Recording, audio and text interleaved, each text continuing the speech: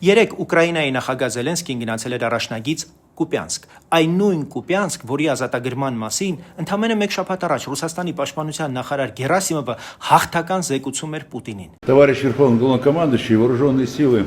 продолжают выполнять задачи в соответствии с замыслом специальной военной операции. Соединения группировки «Запад» освободили город Купянск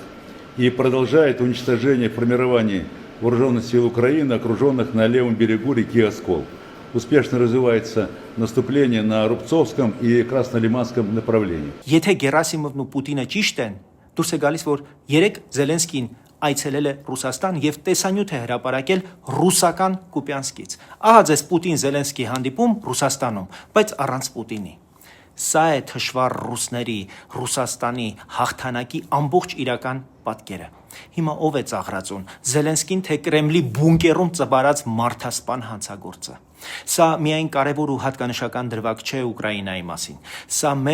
Սա հայ ժողովրդի համար շատ որոշակի ուղեցույց է, թե ով է Ռուսաստանը, որի ուժի եւ անպարտելիության մասին ամբողջ օրը գոռում-գոչում են հայաստանյան որոշ պսևդոքաղաքական շրջանակներ։ Սա ապացույց է, թե ինչպիսի դաշնակից կարող է լինել մի երկիր, որի խոսքը այսքան հեռու է